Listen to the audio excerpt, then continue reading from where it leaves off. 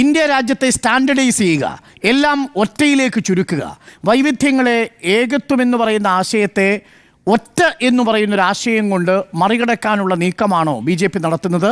അതിൻ്റെ ഭാഗമായിട്ടാണോ ഈ ഒരു രാജ്യം ഒരു തിരഞ്ഞെടുപ്പ് എന്ന യുക്തിയിലേക്ക് കേന്ദ്ര സർക്കാർ എത്തിയത്? ശ്രീ പത്മനാഭൻ, എന്തൊക്കെയാ ഈ പ്രകാശം മാഷ് പറയുന്നത്? ഇന്ത്യ ബഹുദേശീയതയുള്ള രാജ്യമാണ്. എന്താ മാഷ ഇത്? നിങ്ങളുടെ പാർട്ടീൻ്റെ നയാത്? ഇന്ത്യയിൽ ബഹുദേശീയതയൊന്നുമില്ല, ഒരു ദേശീയതയുള്ളൂ. എന്തൊക്കെയോ വിളിച്ചു പറയുന്നു. കമ്മ്യൂണിസ്റ്റുകാരിപ്പോൾ എല്ലാം കൂടി തീവ്രവാദികളുടെ വിഘടനവാദികളുടെ അതേ ഭാഷയിലാണ് സംസാരിക്കുന്നത്. നിങ്ങൾ CPI ML അല്ലല്ലോ, CPI ML. ആകോട്ടെ, ഇനി ഞാൻ അരുണിൻ്റെ ചോദ്യത്തിന് വരാം. അരുണെ, ഈ 2024 മഹാരാഷ്ട്രയിൽ ഇലക്ഷൻ നടന്നു. ലോക്സഭ ഇലക്ഷൻ കഴിഞ്ഞ് 5 മാസം കഴിഞ്ഞപ്പോൾ നിയമസഭ ഇലക്ഷൻ കഴിഞ്ഞു. ഞാൻ എടുത്തു നോക്കി എത്ര ചെലവെന്നറിയാം. ഗവൺമെൻറ് ഓഫ് മഹാരാഷ്ട്രയുടെ ചെലവ് 432 കോടി രൂപയാണ്. ഈ തെരഞ്ഞെടുപ്പ് 5 മാസം മുന്നേ ലോക്സഭാ തെരഞ്ഞെടുപ്പിന് മുമ്പ് നടത്തിയിരുന്നെങ്കിൽ നമുക്ക് ചുരുങ്ങിയതൊരു 350 കോടി രൂപയെങ്കിലും ലാഭിക്കാമായിരുന്നു. എത്ര സർക്കാർ ആശുപത്രികളിൽ ഓപ്പറേഷൻ തിയേറ്റർ സ്ഥാപിക്കാം? എത്ര സർക്കാർ ആശുപത്രികളിൽ ഇൻറ്റൻസീവ് കെയർ യൂണിറ്റ് സ്ഥാപിക്കാം? എത്ര സ്മാർട്ട് ക്ലാസ് റൂമുകൾ സ്ഥാപിക്കാം? എത്ര ഗ്രാമങ്ങളിൽ ധാറിട്ട റോഡ് എത്തിക്കാം? എത്ര കോളേജുകൾ സ്ഥാപിക്കാം?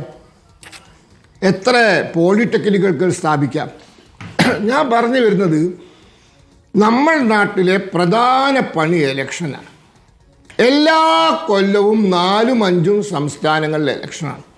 ഈ ഇലക്ഷൻ പ്രഖ്യാപിച്ചാൽ പിന്നെ ആ 4-5 സംസ്ഥാനങ്ങളിൽ ഒരു വികസന പ്രവർത്തനങ്ങളോ ക്ഷേമ പദ്ധതികളോ പ്രഖ്യാപിക്കാൻ പാടില്ല.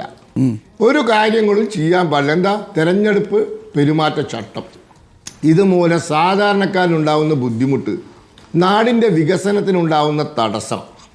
ഇവിടെ അരുണ് നേരത്തെ പറഞ്ഞതുപോലെ 952 ഒരുമിച്ചാണല്ലോ, 957 ഒരുമിച്ചായിരുന്നല്ലോ, 62 ഒരുമിച്ചായിരുന്നു. 67 ശേഷമാണ് ഇതിങ്ങനെ പേർപിരിയാൻ തുടങ്ങി. കാരണം പ്രതിപക്ഷ പാർട്ടികൾ ശക്തമായപ്പോൾ പല സ്ഥലത്തും സർക്കാരുകൾ വീഴാനും പുതിയത് വരാനൊക്കെ തുടങ്ങിയപ്പോഴാണ് ഇത് വേറെ വേറെ പോയത്.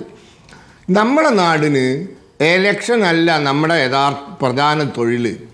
എലക്ഷൻ 5 കൊല്ലം കൂടുമ്പോൾ നടത്താം, അത് നമുക്ക് ഒരുമിച്ച് നടത്തിയാൽ പോരെ. അപ്പോൾ ജനങ്ങൾ കൺഫ്യൂസ്ഡ് ആവും. ഇപ്പോൾ ഇതാ മഹാരാഷ്ട്ര വീണ്ടും ഉദാഹരണം. നന്ദദ് ലോക്സഭാ സീറ്റ് 1400 വോട്ടിന് കോൺഗ്രസ് ജയിച്ചു. ഈ ലോക്സഭാ ഇലക്ഷൻ കഴിഞ്ഞ് 2 മാസം കഴിഞ്ഞ് അവിടെ ജയിച്ച MP മരിച്ചപ്പോൾ പുതിയ ഇലക്ഷൻ നടത്തി. ഈ നിയമസഭാ തെരഞ്ഞെടുപ്പിൻ്റെ കൂടെ 6 അസംബ്ലി സീറ്റുകൾ ഉൾപ്പെട്ട മഹാരാഷ്ട്രയിലെ നന്ദദ് ലോക്സഭാ സീറ്റിൽ 6ലും ഞങ്ങൾ ജയിച്ചു. അതായത് മഹായുതി ജയിച്ചു 6 വലിയ ഭൂരിപക്ഷം. എന്നാൽ ലോക്സഭയിലെ സീറ്റ് നന്ദദ് സീറ്റിന് കോൺഗ്രസ് 1400 വോട്ടിന് ജയിച്ചു. അപ്പൊ ജനങ്ങൾക്ക് ഇതൊക്കെ അറിയാന്ന്. ഒരേ സമയം തെരഞ്ഞെടുപ്പ് നടത്തിയാലും സംസ്ഥാന നിയമസഭയിലെ തെരഞ്ഞെടുപ്പിന്റെ ഫലം ലോക്സഭാ തെരഞ്ഞെടുപ്പിൽ സ്വാധീനിക്കണമെന്നില്ല.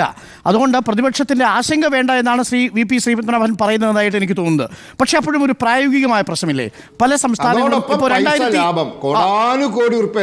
ഞാൻ വരാം. 2029 ഈ ഒറ്റ തിരഞ്ഞെടുപ്പ് ഒരു രാജ്യം എന്ന നിലയിലേക്ക് കാര്യങ്ങൾ മാറിയാൽ ആ സമയമാകുമ്പോൾ ജാർഖണ്ഡ്, ബീഹാർ, ഡൽഹി എന്നീ സംസ്ഥാനങ്ങളുടെ നിയമസഭാ കാലാവധി 4 വർഷമേ ആവൂ. 2029 ആകുമ്പോൾ 26-ൽ തിരഞ്ഞെടുപ്പ് നടക്കുന്ന കേരളം, ബംഗാൾ, തമിഴ്നാട്, ആസാം, പുതുച്ചേരി ഈ സംസ്ഥാനങ്ങൾക്ക് 3 വർഷം മാത്രമേ കാലാവധിയാവൂ. മണിപ്പൂർ, ഗോവ, പഞ്ചാബ്, ഉത്തരാഖണ്ഡ്, ഉത്തർപ്രദേശ്, ഗുജറാത്ത് സംസ്ഥാനങ്ങളുടെ നിയമസഭാ കാലാവധി 2027 തുടങ്ങി 2029 അവസാനിക്കേണ്ടി വരും. അപ്പോൾ കാലാവധി തീരുന്നതിന് മുൻപ് സംസ്ഥാനങ്ങളിലെ നിയമസഭകളെ പിരിച്ചുവിടേണ്ടി വരുന്നത് ജനാധിപത്യ വിരുദ്ധമല്ലേ അഡ്വക്കേറ്റ് VP ശ്രീപത്മനാഭൻ? അങ്ങനെ ഇപ്പൊ എവിടെയാ പറഞ്ഞത്? ഞാൻ ആ നിയമം കണ്ടിട്ടില്ല. താങ്കൾ കണ്ടിട്ടുണ്ടോ? അല്ല, കരട് ബില്ലിൽ അങ്ങനെയാണ് അംഗീകരിച്ചു എന്ന് പറയുന്നു. ഒരേ സമയം പത്രങ്ങളിൽ വാർത്ത വന്നു. കരട് ബില്ല് ഞാൻ കണ്ടിട്ടില്ല. അത് ഒരു പത്രത്തിലും വന്നിട്ടില്ല, ഒരു മീഡിയ അത് പബ്ലിഷ് ചെയ്തിട്ടില്ല. അല്ലല്ല, രാംനാഥ് കോവിന്ദ് കൊടുത്ത പഠന റിപ്പോർട്ടിന്റെ അടിസ്ഥാനത്തിലുള്ള നിർദ്ദേശങ്ങളൊക്കെ പുറത്തു വന്നിരുന്നു. അത് നമ്മൾ വിശദമായി ചർച്ച ചെയ്തതാണ്. അതിലേറെ ശ്രദ്ധേയമായതെന്നാണ്. എന്നാൽ അതേസമയം തദ്ദേശ തെരഞ്ഞെടുപ്പുകളെ അതിൽ നിന്ന് മാറ്റി നിർത്തിയിട്ടുണ്ട്. അല്ല, അതൊക്കെ എന്താ പറയുക, നമ്മളിപ്പോൾ ഊഹത്തിൻ്റെ അടിസ്ഥാനത്തിലാണ് ചർച്ച ചെയ്യുന്നത്. അല്ല, എന്റെ ചോദ്യം ഇതാണ്, അങ്ങനെ ഒരു അവസ്ഥ വന്നാൽ നിർബന്ധമൊന്നുമില്ല. നിലവിൽ എല്ലാ സംസ്ഥാനങ്ങളും ഒരുമിച്ചല്ലല്ലോ വോട്ടെടുപ്പ് നടക്കുന്നത്. എന്തായാലും ചില സംസ്ഥാനങ്ങൾക്ക് 2029 34 വരാൻ പോകുന്നതെങ്കിലും അത് സംഭവിക്കും.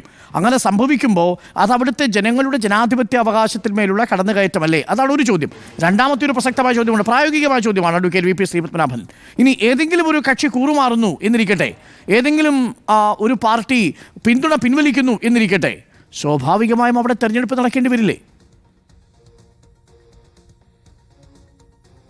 അല്ല, ഇതൊക്കെ നമ്മളിപ്പോൾ പിറക്കാൻ പോകുന്ന കുഞ്ഞിൻ്റെ എന്താ പറയുക ജാതകം എഴുതുകയാണ്. ആദ്യം ഈ നിയമം വരട്ടെ, അത് പഠിച്ചിട്ട് വായിച്ചിട്ട് അതിനെന്തൊക്കെയാണ് പോവഴികൾ. കാരണം നിസ്സാരന്മാരല്ലേലോ ഇത് എഴുതി തയ്യാറാക്കിയിരിക്കുന്നത്. ഇനി ഇത് ചർച്ച ചെയ്യാൻ പോകുന്നതോ ഏതാണ്ട് 70 കൊല്ലത്തെ പാരമ്പര്യമുള്ള Indian പാർലമെന്റാണ്.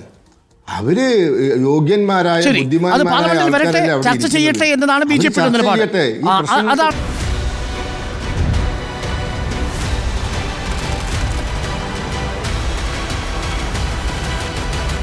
Debate with Dr. Arun Kumar.